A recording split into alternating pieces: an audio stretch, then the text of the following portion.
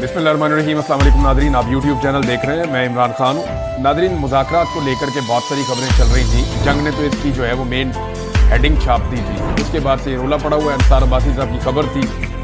अब पाकिस्तान तहरीक इंसाफ ने भी इसके ऊपर अपना मौक़िफ़ दिया।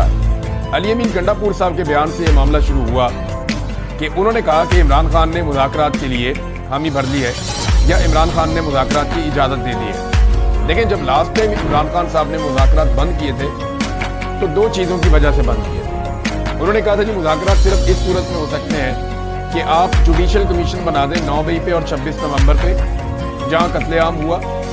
और दूसरा उन्होंने ये कहा कि जो बेगुनाह कैदी जेलों के अंदर बंद किए हुए हैं, मेरी बात छोड़ो, जो बेगुनाह कैदी जेलों के अंदर बंद किए हुए उन्हें रिहा किया जाए। ये दो बड़े जायज़ मुतालबात थे इमरान खान साहब के। सियासी कैदियों को छोड़ो और एक आप जुडिशल इंक्वायरी करवाओ 9 मई की और 26 नवंबर की।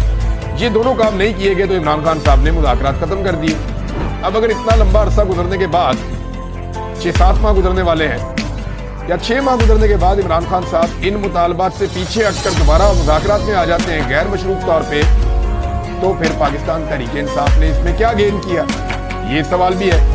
लेकिन सलमान अकरम राजा साहब ने और जुनेद अकबर साहब ने एक स्टेटमेंट दिया है, जबकि शेख वकात अकरम का कहना है कि वो तस्दीक नहीं कर सकते जो खबर दी गई जंग अखबार में। उन्होंने कहा ये खबर गलत है, ऐसे कोई मुज़ाकरात नहीं होने जा रहे। हमारे मुतालबात थे जिन चीज़ों पे ना जुडिशल कमीशन बना ना कुछ और हुआ, तो हम कैसे फिर मुज़ाकरात के अंदर चले जाएं? ये सवाल शेख वकात अकरम साहब ने भी पूछा है। अब आप आ जाए नाज़रीन इस बात पे कि क्या वाकई में कोई मुज़ाकरात या कोई ऐसी कहानी शुरू होने जा रही है। तो इस पे जो पहला स्टेटमेंट है वो जुनेद अकबर साहब का। उन्होंने कहा ये हुकूमत मुज़ाकरात की ट्रक की बत्ती के पीछे हमें लगा रही है। एहतजाज हमने करना है और हर हाल में करना है और ये फैसला हो चुका है। लेकिन जब भी, मैं पहले भी आपको ये कह रहा हूँ कि जैसे ही पाकिस्तान तहरीक इंसाफ एक तहरीक का मोमेंटम बनाना शुरू करती है, जैसे ही तहरीक इंसाफ एक तहरीक खड़ी करती है या अवाम को मोटिवेट करती है, चैनलाइज करती है, उसी वक्त अचानक से खबरें आना शुरू हो जाती हैं मुख्तलिफ मीडिया हाउसेज में कि पाकिस्तान तहरीक इंसाफ के मुज़ाकरात शुरू हो गए, बैकडोर चैनल खुल गए, एस्टेब्लिशमेंट भी ये करने जा रही है, हुकूमत भी वो करने जा रही है। खबरें, टॉक शोज इनके ऊपर शिफ्ट कर दिए जाते हैं बाय डिज़ाइन। और ये हमने कम से कम 2 मरतबा इलेक्शन के बाद होते हुए देखा। तो दोनों मरतबा कोशिश ये की गई कि अवामी एहतजाज जो है उसको कम किया जाए या अवाम को मायूस किया जाए कि बाहर आने की जरूरत ही कोई नहीं है, वहां तो मुज़ाकरात हो रहे हैं। तो इस तरह से अवामी तहरीक को जब शुरू होने वाली होती है उससे पहले दबाने के लिए ये मुज़ाकरात वाला एक ट्रक की बत्ती बीच में लाई जाती है। ये हर दफा आ जाती है। अब ये एक मरतबा फिर आ रही है, लेकिन लोग इसको अब सीरियस ले नहीं रहे। पाकिस्तान तहरीक इंसाफ तो बिल्कुल नहीं ले रही।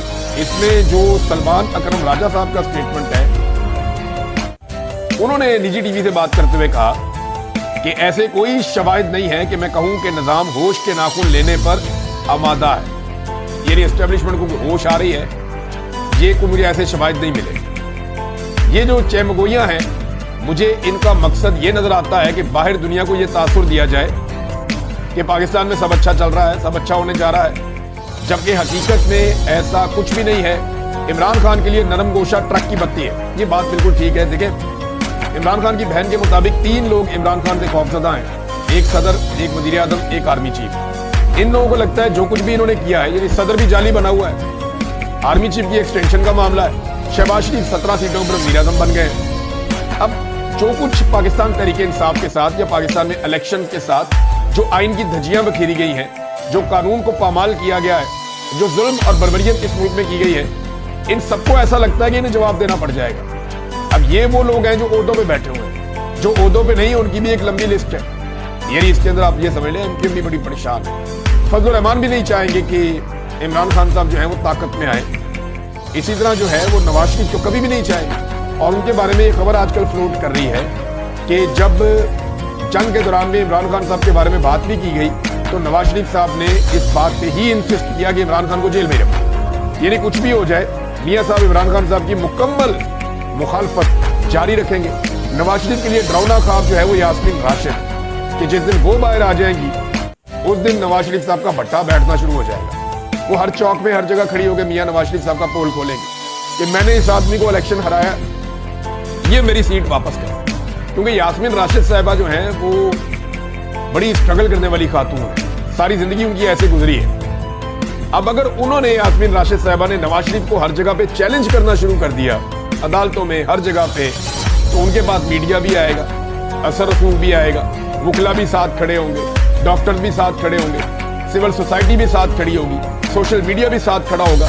तो नवाज शरीफ के लिए यानी कोई भी आदमी अपनी जीती हुई सीट के लिए ऐसी लड़ाई नहीं लड़ सका जो लड़ाई यास्मीन राशिद लड़ने की कैपेसिटी रखती। तो इससे ये नवाज शरीफ साहब को एक खौफ है।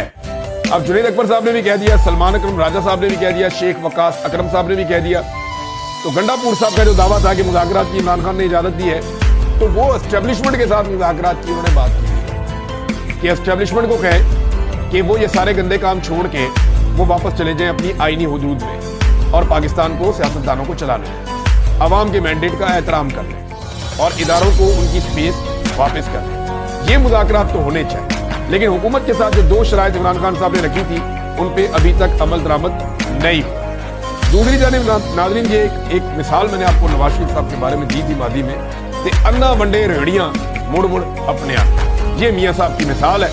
और यही किया इन्होंने। अब यौम तशक्कुर पे सबने अपना अपना स्टेटमेंट जारी किया, सदर ने किया, वज़ीर आज़म ने किया, बाकी सब ने किया। 21 तोपों की और 31 तोपों की सलामी दी गई। इस्लामाबाद में 31 और बाकी सूबों में जो है वो 21 तोपों की सलामी दी गई। तो यौम तशक्कुर मनाया सारे पाकिस्तान ने। पाकिस्तान तहरीक इंसाफ ने भी अपना स्टेटमेंट जारी किया। लेकिन ये जो एक तकरीब है, ऐसा शोधापन तो इससे पहले कभी हमने नहीं देखा। ये एक तकरीब की गई सरकारी सतह पे और इसमें ये टीवी के ऊपर चलाए गए नाम और ये अकाउंट्स के जनाब इन्होंने इंडिया से बड़ी जंग लड़ी है, प्रोपेगेंडा की जंग बड़ी लड़ी है इन्होंने इंडिया से। वो सारे अकाउंटों के ऊपर नवाज शरीफ साहब का मुंह फेंकता है। मियां साहब के जो पेड अकाउंट है PMLN के, उनकी प्रमोशन की गई जनाब, इन्होंने लड़ी है इंडिया के साथ लड़ाई। अब जरा हकीकत में आपके सामने रखता हूं कि एक्चुअली इंडिया के साथ कौन लड़ा। PTI और PMLN का मवाजना कर लेते हैं ना, जो आम पाकिस्तानी है, जो ज्यादा सियासत में हिस्सा नहीं लेता, लेकिन आज वो मौजूदा हालात के तनाजुर में इमरान खान के साथ खड़ा है। सोशल मीडिया एक्टिविस्ट, एक आम पाकिस्तानी जो सोशल मीडिया इस्तेमाल करता है, उसको भी जरा छोड़ दें छोड़िए। अब आप आ जाए पाकिस्तान तहरीक इंसाफ और PMLN के कंपैरिजन पे, और ये कंपैरिजन हमारे सामने मौजूद है। इसमें 8 मई से 12 मई के दौरान नून लीग की तरफ से टोटल 184 पोस्टें की गई, जबकि पाकिस्तान तहरीक इंसाफ की तरफ से 641 पोस्टें की गई।